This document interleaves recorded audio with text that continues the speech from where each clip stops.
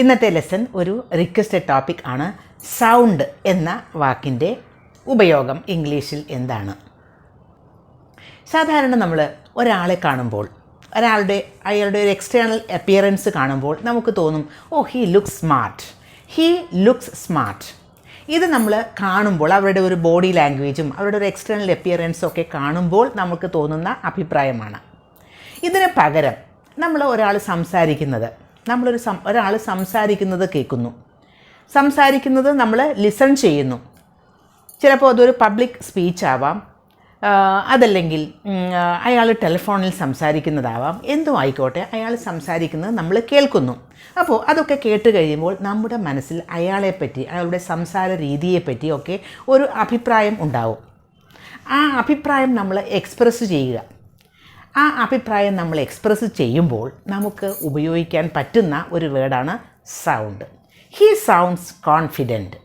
He sounds confident എന്ന് പറഞ്ഞാൽ അയാളുടെ സംസാരത്തിൽ, അയാളുടെ ആ ഒരു വേ ഓഫ് സ്പീക്കിംഗ്, അയാൾ ഉപയോഗിക്കുന്ന ആ ഒരു വാക്കുകൾ, അയാൾ സംസാരിക്കുന്ന രീതി, അയാളുടെ ഒരു ടോൺ, ഇതൊക്കെ നോക്കുമ്പോൾ നമുക്ക് തോന്നുന്നതാണ്. അത് ആ കേൾക്കുന്ന സംസാരത്തിൽ നിന്നും നമുക്ക് തോന്നുന്ന ഒരു അഭിപ്രായമുണ്ട്. He sounds confident. He looks confident എന്ന് പറഞ്ഞാൽ അയാളുടെ എക്സ്റ്റേണൽ അപ്പിയറൻസ് ആണെങ്കിൽ, ഹീ സൗണ്ട്സ് കോൺഫിഡൻറ്റ് എന്ന് പറയുന്നത് അയാളുടെ സംസാര രീതി നമ്മൾ കേൾക്കുമ്പോൾ നമുക്ക് ഉണ്ടാവുന്നതാണ്. ഇപ്പോൾ മനസ്സിലായല്ലോ, ലുക്സ് കോൺഫിഡൻറ്റ് എന്ന് പറഞ്ഞാലും സൗണ്ട്സ് കോൺഫിഡൻറ്റ് എന്ന് പറയുന്നതും തമ്മിൽ ഡിഫറൻ്റ് ആണ്. ഇനി നമുക്ക് ഈ സൗണ്ട് എന്ന വാക്ക് ഉപയോഗിച്ച് എങ്ങനെയാണ് സെൻറ്റൻസുകൾ ഉണ്ടാക്കുന്നത്, അതൊരു സെൻറ്റൻസ് ആയിട്ട് പറയുമ്പോൾ അത് സ്പോക്കൺ ഇംഗ്ലീഷിലായാലും റിട്ടൺ ഇംഗ്ലീഷിലായാലും അതെങ്ങനെയാണ് ഉപയോഗിക്കുന്നത് എന്ന് നോക്കാം. സൗണ്ട് എന്ന വാക്ക് നമുക്ക് സൗണ്ട് എന്നുപയോഗിക്കാം, അതല്ലെങ്കിൽ സൗണ്ട്സ് എന്നുപയോഗിക്കാം, അതുമല്ലെങ്കിൽ സൗണ്ടഡ് പാസ്റ്റ് ടെൻസ് ഉപയോഗിക്കാം. ഈ 3 ഫോംസാണ് ഉപയോഗിക്കുന്നത്. സൗണ്ടിങ് എന്നൊന്നും ഉപയോഗിക്കില്ല. ഹീ സൗണ്ട്സ് ആക്റ്റീവ് എന്ന് പറഞ്ഞാൽ അയാൾ ആക്റ്റീവായിട്ട് നമുക്ക് തോന്നുന്നു. അയാളുടെ സംസാര രീതി ശ്രദ്ധിക്കുമ്പോൾ, അയാൾ പറയുന്ന കാര്യങ്ങൾ ശ്രദ്ധിക്കുമ്പോൾ അയാൾ വളരെ ആക്റ്റീവ് ആണെന്ന് നമുക്ക് തോന്നുന്നു. He sounds active. നോക്കൂ, ഹീ കഴിഞ്ഞിട്ട് ഹീ എന്നതൊരു സബ്ജക്റ്റാണ്, അത് കഴിഞ്ഞിട്ട് സൗണ്ട്സ്, പിന്നെ ഉപയോഗിച്ചത് ഒരു അഡ്ജക്റ്റീവാണ്.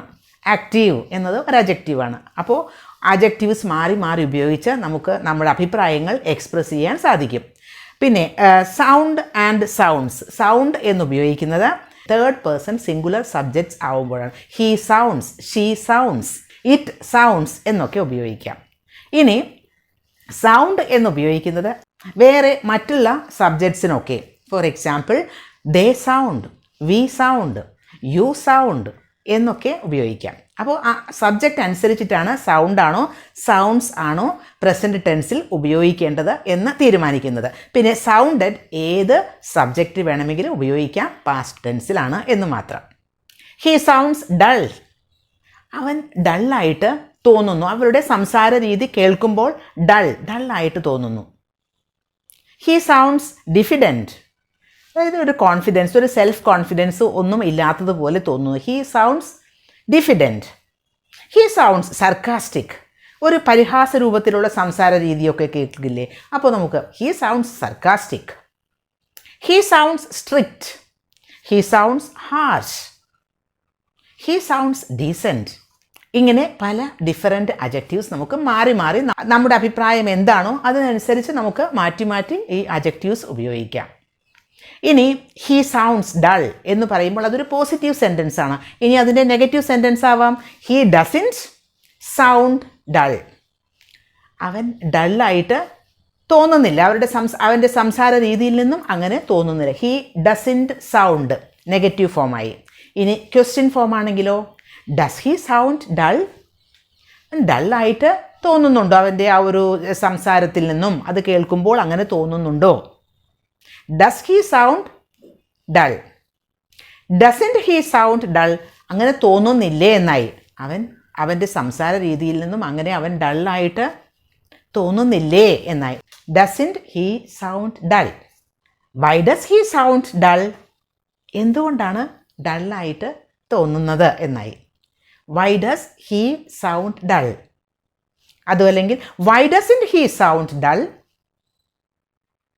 എന്തുകൊണ്ടാണ് അങ്ങനെ ഡൾ ആയി തോന്നാത്തത്. അപ്പോൾ അങ്ങനെ ഡിഫറെൻറ്റ് വേസിൽ നമുക്ക് ക്വസ്റ്റ്യൻസും ഉണ്ടാക്കാം. ഇപ്പോൾ നമ്മൾ ഒരാളെ പറ്റിയിട്ട് ഒരാളുടെ സംസാര രീതിയൊക്കെ കേൾക്കുമ്പോൾ നമ്മൾ പറയുകയാണ്, ഓ ഐ ലൈക്ക് ഹിം, എന്തുകൊണ്ടാണ്, why, he sounds confident, he sounds active എന്നൊക്കെ നമുക്ക് പറയാം. I don't like him, why, he sounds rude, he sounds over confident, he sounds over confident, he doesn't sound happy. ഇനി നമുക്ക് non living തിങ്സിന് വേണ്ടിയും ഇത് ഉപയോഗിക്കാം. അപ്പോൾ നമുക്ക് ഇറ്റ് എന്നാണ് ഉപയോഗിക്കുക. ഫോർ എക്സാമ്പിൾ, നമ്മൾ ഒരു സെയിൽസ് പേഴ്സൺ വന്ന് നമ്മളോട് പല കാര്യങ്ങൾ പറയുന്നു. അപ്പോൾ നമ്മൾക്ക് തോന്നുകയാണ്, ഇറ്റ് സൗണ്ട്സ് ബിലീവബിൾ, അത് വിശ്വസിക്കാൻ പറ്റുന്നതാണ് എന്ന് തോന്നുന്നു. അയാളുടെ സംസാര രീതിയും അയാളുടെ സംസാരത്തിൻ്റെ സ്റ്റൈലും ഒക്കെ കേൾക്കുമ്പോൾ ഇറ്റ് സൗണ്ട്സ് കൺവിൻസിങ്, നമ്മളെ ബോധ്യപ്പെടുത്താൻ പറ്റിയ വിധത്തിലാണ് അയാളുടെ സംസാര രീതി. അപ്പോൾ it sounds convincing.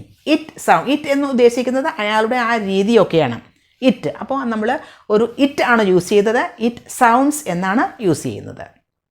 It sounds believable, it sounds convincing, it sounds interesting, അത് രസകരമായി തോന്നുന്നു. എന്തെങ്കിലും ഒരു കാര്യമൊക്കെ ഇതുപോലെ നമുക്ക് പല അഭിപ്രായങ്ങളും പല അഡ്ജക്റ്റീവ്സ് ഉപയോഗിച്ച് നമുക്ക് പറയാം. ഇറ്റ് സൗണ്ട്സ് ഈസി, അത് പലതും കേൾക്കുമ്പോൾ നമുക്ക് തോന്നും അത് വളരെ ഈസിയാണെന്ന് തോന്നുന്നു. ചിലപ്പോൾ അത് ബുദ്ധിമുട്ട് പിടിച്ചതാകും, പക്ഷേ അത് കേൾക്കുമ്പോൾ it sounds easy, but it is not easy. കേൾക്കുമ്പോൾ അങ്ങനെ തോന്നുന്നു, പക്ഷേ ഈസി അല്ല. ഇറ്റ് സൗണ്ട്സ് കോംപ്ലിക്കേറ്റഡ്, അത് കോംപ്ലിക്കേറ്റഡ് ആണെന്ന് തോന്നുന്നു, കേൾക്കുമ്പോൾ തോന്നുന്നതാണ്. It sounds simple, it sounds easy, it sounds difficult, it sounds complicated. Adjectives മാറി മാറി നമുക്ക് ഉപയോഗിക്കാം. Subject plus sound or sounds, പിന്നെ ഒരു അഡ്ജക്റ്റീവ് വയ്ക്കുക. അപ്പോൾ നമുക്ക് ഈസി ആയിട്ട് ഇത് ഉപയോഗിക്കാം നമ്മളുടെ അഭിപ്രായങ്ങൾ പ്രകടിപ്പിക്കുന്നതിന്. നമ്മുടെ അഭിപ്രായം പറയുന്നത് നമ്മൾ കേൾക്കുന്നതിനനുസരിച്ചാണ്. ഒരാളുടെ സംസാര രീതിയോ അതല്ലെങ്കിൽ എന്തെങ്കിലും കേൾക്കുമ്പോഴാണ് നമ്മൾ അത്തരം അഭിപ്രായം പറയുന്നത്. അവിടെയാണ് ഇറ്റ് സൗണ്ട്സ് എന്ന് ഉപയോഗിക്കുന്നത്. പിന്നെ സൗണ്ടഡ് ഉപയോഗിക്കുന്നത് പാസ്റ്റ് ടെൻസിലാണ്. ഇറ്റ് സൗണ്ടഡ് ഈസി, അത് ഈസി ആണെന്ന് തോന്നി, but it was not easy, അത് ഈസി ആയിരുന്നില്ല. ഇറ്റ് സൗണ്ടഡ്, അത് പാസ്റ്റ് ടെൻസിൽ അങ്ങനെ ഉപയോഗിക്കാം. അപ്പോൾ സൗണ്ട് എന്ന ഒരു വാക്കിൻ്റെ ഉപയോഗം മനസ്സിലായല്ലോ.